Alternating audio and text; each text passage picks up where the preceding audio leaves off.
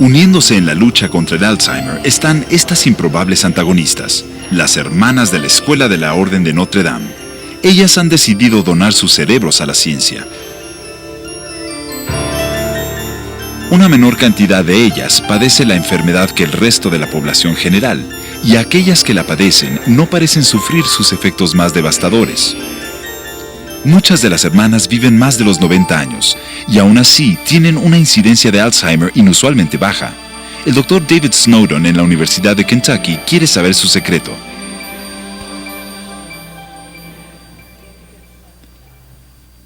Estamos muy interesados en lo que causa el Alzheimer, pero estamos igualmente interesados en lo que es posible. ¿Qué tanto se puede vivir con una función mental y física intacta? Es decir, si existen estándares para el envejecimiento, existen en lugares como este convento.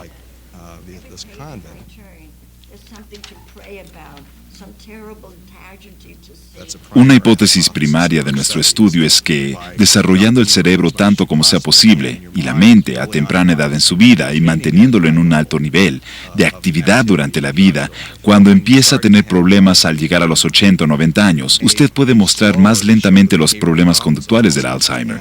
Y hay razones para creer que su forma de pensar, el tipo de cosa en que piensa uno, la complejidad de sus pensamientos, la estimulación que le da a su cerebro, tienen un enorme impacto en si le da Alzheimer o no, así como, quizá de manera más importante, en su calidad de vida más tarde.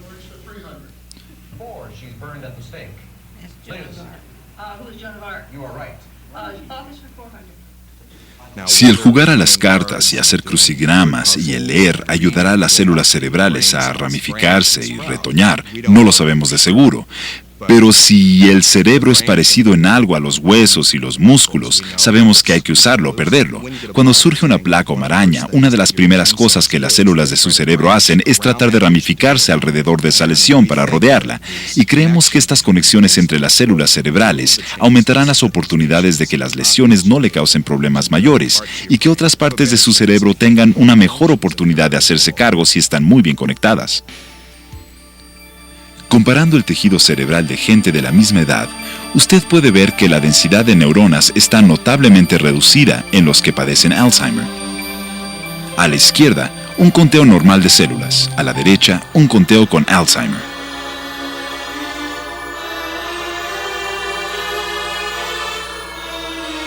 Los agujeros y recesos muestran dónde la enfermedad se ha comido el tejido. El cerebro pesa solamente 450 gramos, un tercio de lo que un cerebro normal. No podemos hacer un diagnóstico definitivo del Alzheimer para nuestros estudios sin observar el tejido cerebral tras la muerte, y así el pedirle a las hermanas que donen su cerebro tras la muerte fue un ingrediente clave para que nosotros hagamos una buena investigación de Alzheimer.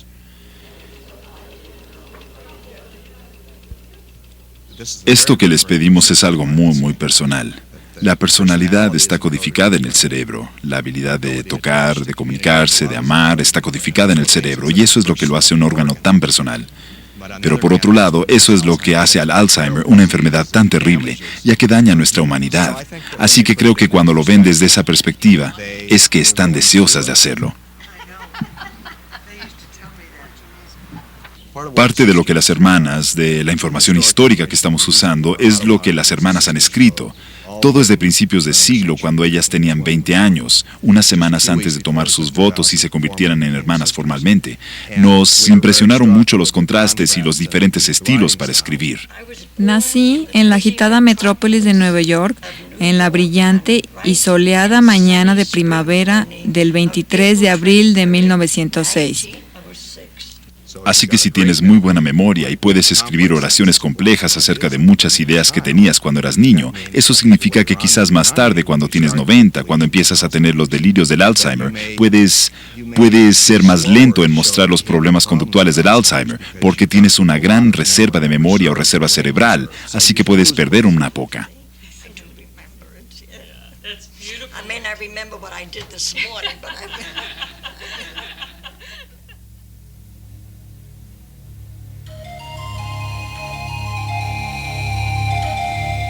La enfermedad de Alzheimer es una enfermedad degenerativa. Conforme se deterioran secciones del cerebro, las habilidades del paciente también.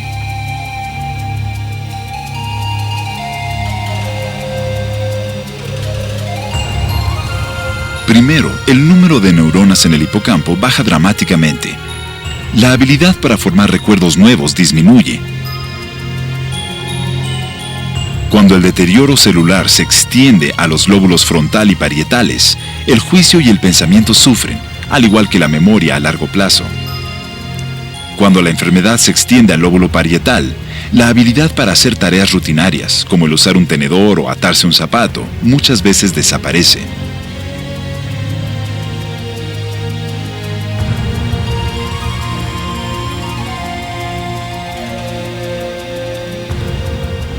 Las imágenes agrandadas por computadora muestran áreas donde la actividad cerebral se cierra. En este paciente, solo las áreas en rojo y amarillo muestran señales de vida.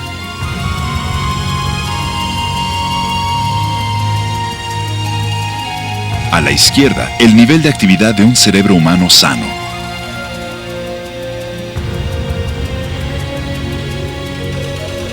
Nuevos hallazgos sugieren que puede haber varios factores que contribuyen a la enfermedad de Alzheimer.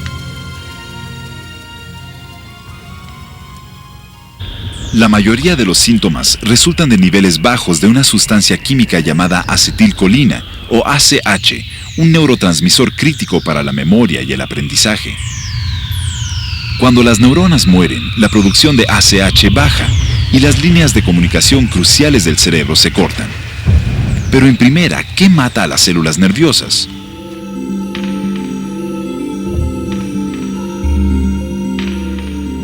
La evidencia sugiere que las proteínas halladas en las víctimas de Alzheimer pueden de hecho dar la señal al sistema inmunológico del cuerpo para que se ataque a sí mismo.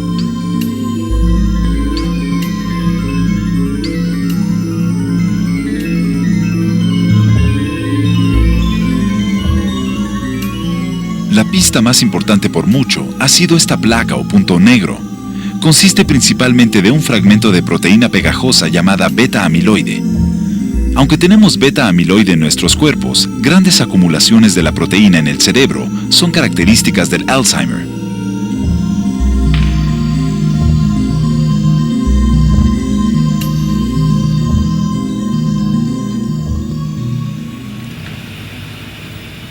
En su laboratorio en el hospital de NI, el Dr. Elkon quiere averiguar qué papel, si es que hay alguno, jugó el beta-amiloide en la destrucción de células nerviosas.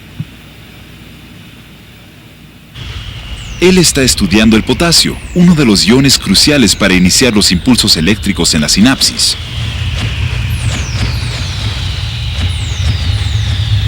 Bueno, tomamos células sanas y añadimos solo un pequeño nivel de beta-amiloide. Y hallamos que con ese nivel muy bajo de beta-amiloide, podíamos elegir ese canal de potasio que fue elegido por la enfermedad de Alzheimer, y hacerlo anormal de la misma manera en que la enfermedad de Alzheimer lo hacía normal. Así que de hecho estábamos creando la imagen de la enfermedad de Alzheimer en una célula normal, empleando únicamente una pizca de beta-amiloide. Esto nos sugiere que, de hecho, esto puede ser parte del proceso de la enfermedad. Que en algún paso en el camino, incluso antes de que el beta-amiloide pase a formar estas placas, está participando en el proceso de la enfermedad y haciendo que el funcionamiento normal de la memoria, por ejemplo, abandone su camino.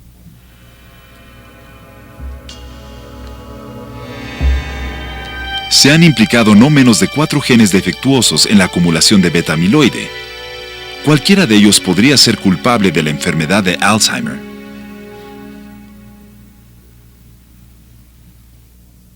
O sea, por desgracia no va a ser como decir sí es el aluminio, sí es el mercurio o lo que sea. Es probable que sea una enfermedad multicausal. Es quizá un poco los genes, un poco de tu dieta, un poco de tu historia social, lo que jugará un papel en el que te dé Alzheimer o no.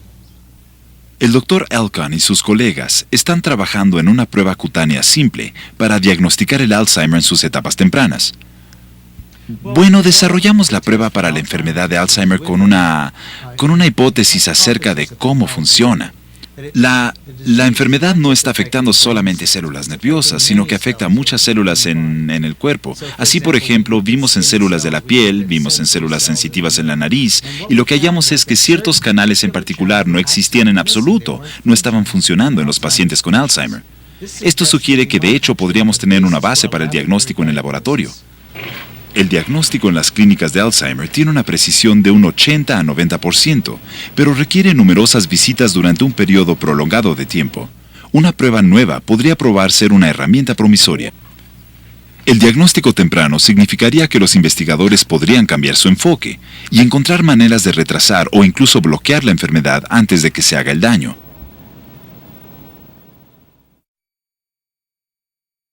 Los médicos podrían pronto tener una cantidad de tratamientos diferentes que ofrecer a los pacientes de Alzheimer, dependiendo del diagnóstico. Si el cerebro padece de una disfunción del sistema inmunológico, los fármacos antiinflamatorios podrían ayudar. Ahora se está probando un fármaco llamado indometacina. El estrógeno es otra terapia posible. Los niveles de estrógeno en mujeres posmenopáusicas caen drásticamente. Una investigación reciente sugiere que esta caída de estrógeno puede afectar las funciones mentales. El estrógeno parece promover la producción de esta sustancia química en el cerebro crucial para la memoria, la acetilcolina o ACH. Si los niveles de estrógeno decaen, los niveles de ACH pueden caer también.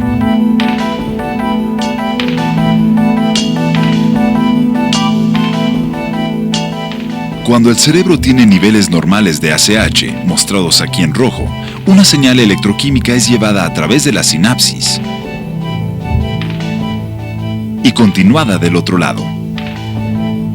Si caen los niveles de ACH, un número insuficiente de moléculas se unen a los receptores en la siguiente neurona y la señal no es renovada.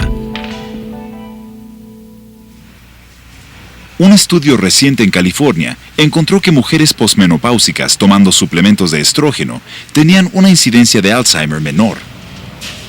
Pero aún no sabemos qué tan efectivo o seguro puede ser el estrógeno en el tratamiento del Alzheimer. Otras terapias nuevas ofrecen esperanzas para mujeres y hombres. Las industrias farmacéuticas están viendo varias maneras de aumentar la producción del cerebro de la sustancia química para la memoria, la ACH. Una medicina, la THA o tacrina, paraliza las enzimas que destruyen la ACH. La THA es el único fármaco aprobado por la Food and Drug Administration para el tratamiento del Alzheimer. Para algunos pacientes del Alzheimer, la THA parece producir resultados efectivos, aunque temporales. No es una cura. Casi todos nosotros vamos a tener una incapacidad en nuestra vida algunos días, quizás se confine algunos meses malos, quizá años y en algunas personas décadas. Creo que es algo inevitable. Quizá la clave sea más bien no tratar de evitar que suceda esto inevitable, sino tratar de posponer la enfermedad y la incapacidad hasta muy tarde en la vida. El fantasma del Alzheimer hace que jóvenes y ancianos por igual ansíen maneras de cuidar al cerebro y abrir los candados de la memoria. Mi madre padeció la enfermedad 5 años antes de morir. Ahora, algunos jóvenes se están usando a sí mismos como sujetos informales de prueba en lugares como este. Se llama el bar de la inteligencia, una fuente de la juventud del siglo XXI, la parada más reciente en nuestra eterna búsqueda de la inmortalidad y el genio. El bar sirve bebidas enriquecidas con vitaminas y aminoácidos que prometen incrementar el aprendizaje y la memoria, una especie de élite de eruditos. Conocidos como nootrópicos, frase griega que significa que actúan sobre la mente, los fármacos para la inteligencia deben penetrar aún en la mente de los escépticos. Estas malteadas y cócteles de la inteligencia esperan aún los rigores de la prueba científica. De hecho, no pueden ser anunciados legalmente como incrementadores del IQ, aunque los nootrópicos son en sí mismos legales, habiendo ganado la aprobación de la FDA.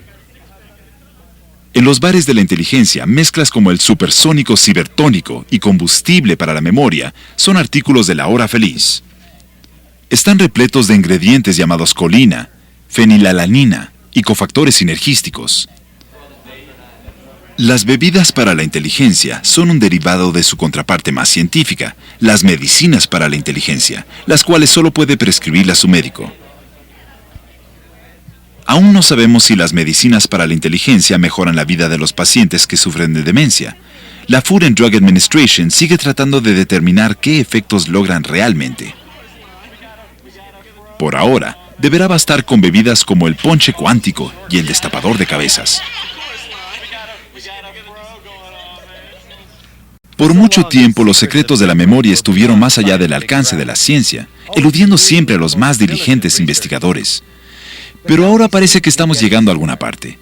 Como sea, yo entiendo mejor el por qué puedo recordar el nombre de mi maestra de primer grado, pero no recuerdo dónde estacioné el automóvil.